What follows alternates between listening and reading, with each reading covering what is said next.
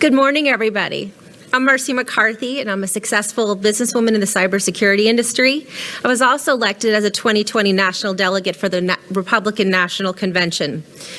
In 2020, I served on the voter review panels known as VRPs, representing the DeKalb GOP during the presidential primary in June, the August runoffs, and the general special elections in November.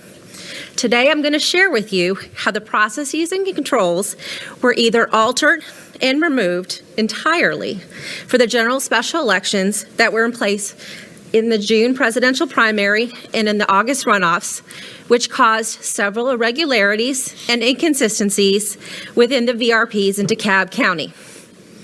Specifically, the role and the composition of the VRP changed from a two-person bipartisan panel to a four-person non-objective panel, which resulted in two pairs of VRPs operating independently for each other, for 5 days during the adjudication process. I will also share with you how, when adjudicating ballots via scanned images on the computer workstations, there are absolutely no system or physical controls. There's no audit capabilities either to protect the integrity of the ballot as it is originally cast. We also could not protect the changes that we were making to the general election sections of the ballot. Additionally, computer IDs were shared amongst election personnel on the workstations that we were assigned to for the ballot adjudication process by the VRP. This made it absolutely impossible to track what work was done and who made this work. The duplication of the absentee ballots and the military ballots did not have witnesses as required by Georgia Election Code. Unlike the summer elections, the duplication ballots... Wait a minute, let me stop you right there. I want to catch that. So if there's an adjudication of an absentee ballot, does that require you to create a new ballot? Through the system. Through the system. On the scanner. So you're modifying the original ballot, and then if you can't complete the voter review panels, because there were two separate entities to them, we had a Republican and a Democrat and a nonpartisan component. We were instructed to only do any type of adjudication to the general components of the ballot. The nonpartisan component or the nonpartisan VRP was asked to do the special election components as well as the constitutional questions on the ballot. So we had no oversight whatsoever in terms of bipartisan for the special election components of the ballot. Okay, all right. And they could undo our work, but I'm going to get into that in just a few minutes. But did you have additional questions, Senator? Go ahead. Okay, thank you. So these ballot duplications in the November election were done by DeKalb County Election Office personnel in a separate location and time frame that were outside the oversight of any VRPs. It is also my understanding that the duplication of the ballots in January's runoff election will be facilitated in the same manner. Because there's no checks and balances in the absentee ballot authentication process, human error caused two voters in DeKalb County to be disenfranchised that was unbeknownst to them, as their absentee ballots were cast from a primary election and the outer and inner envelopes had already been separated. There's also an inherent bias in the VRP once working as a single body. So let me explain a little bit to you about the VRP, the voter review panel. As we heard earlier, it is to determine the voter's intent, and is to be done so in a bipartisan manner. During the combined presidential primary and the runoff elections, the VRP was comprised of a Republican and a Democrat, and it was truly bipartisan. However, the general special election VRP was comprised of 4 people, a Republican, a Democrat, and 2 nonpartisans. These nonpartisans were represented by the League of Women Voters, which claims that they don't support or oppose candidates but absolutely support a variety of progressive public policy positions lining with the Democrat Party.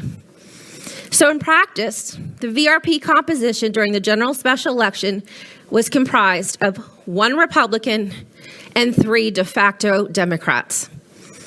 Although the Georgia Secretary of State's office authorized a start date of October 19th, 2020, the VRP panels in DeKalb County did not commence their work until October 28th, 2020.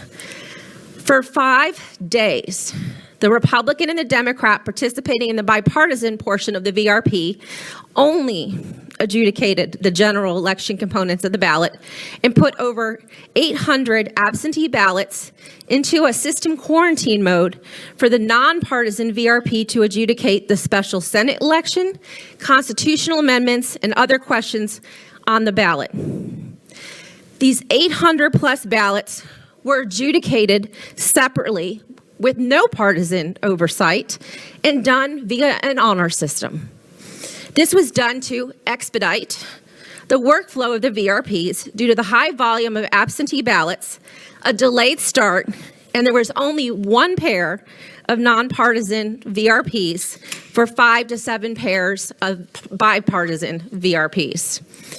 What I really found troubling is that because the nonpartisan VRPs were operating independently for 5 days, and the most common error in the special Senate election race was an overvote of all 5 Democrat candidates, there was an untethered opportunity to award that overvote to Raphael Warnock, as there would be no audit trail that showed any modifications, who made that change, and when the changes were made.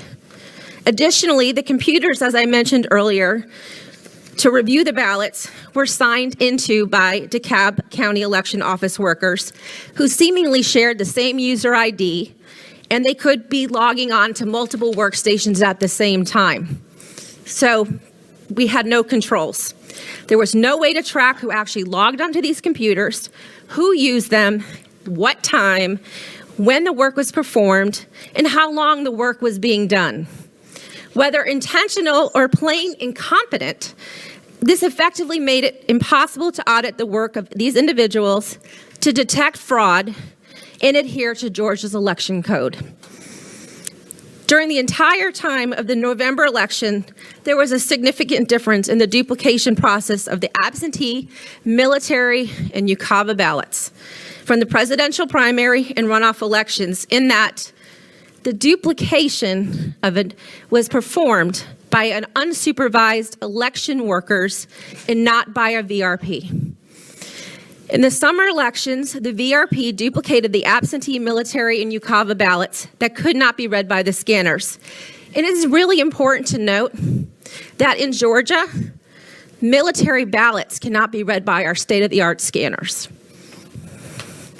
In the November election, DeKalb County Elections Office accepted 1,878 military ballots out of 2,500 that were initiated.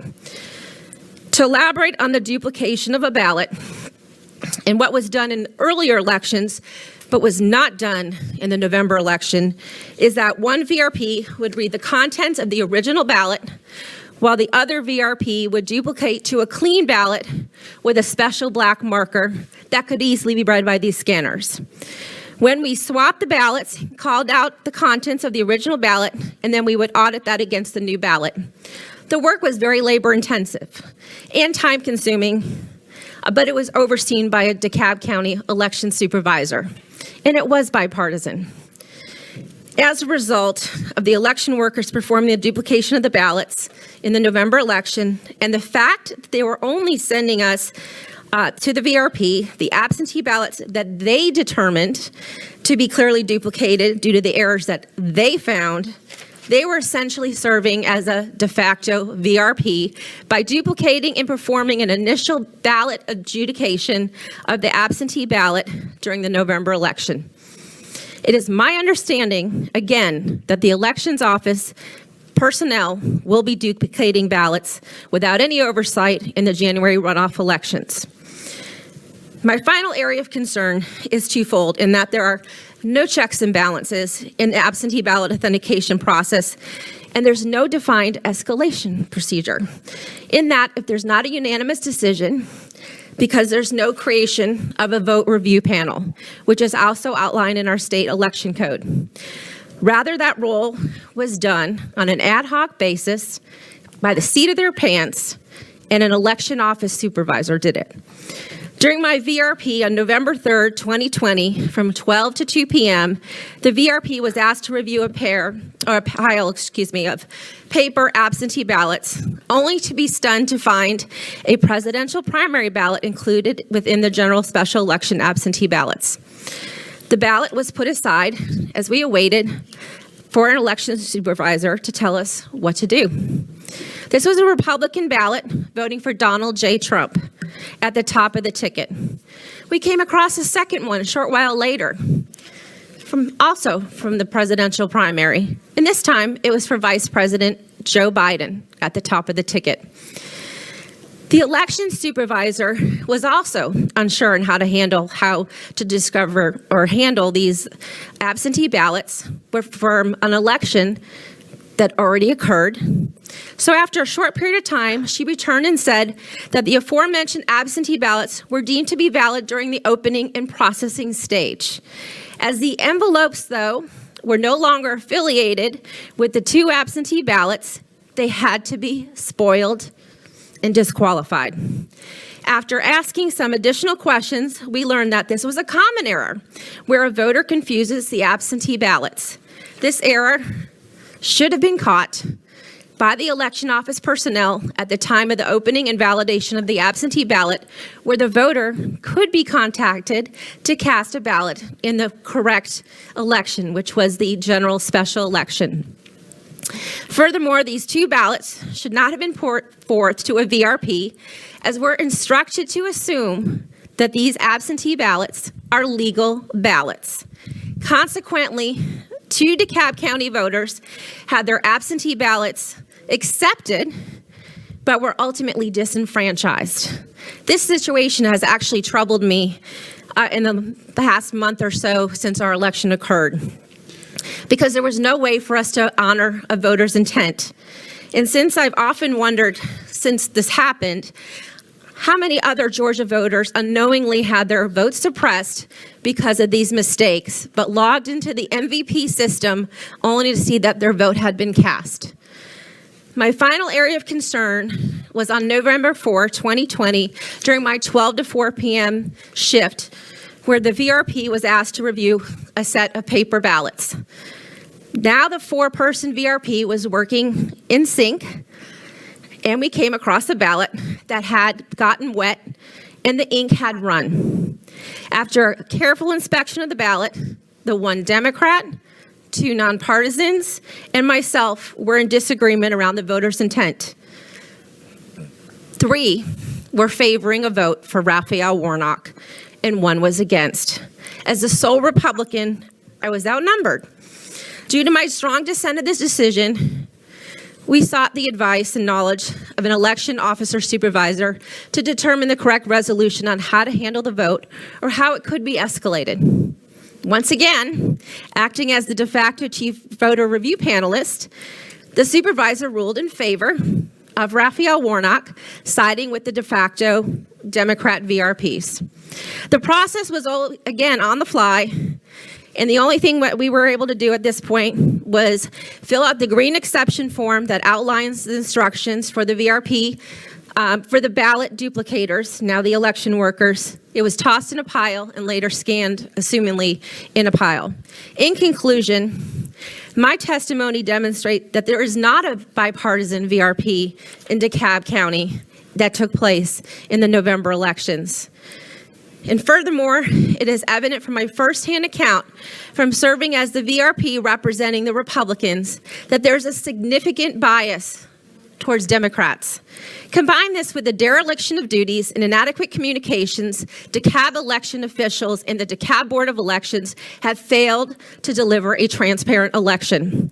As a cybersecurity professional, I'm appalled at the lack of system and physical controls that are not in place protecting our most sacred right of being able to vote as an American.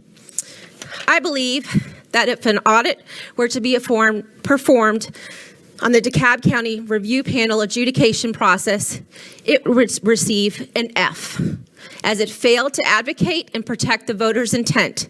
As Georgians, and more importantly as Americans, we can and should be doing better to protect our election integrity and restore our faith in our elections. Thank you very much. Thank you, Ms. McCarthy. Thank you.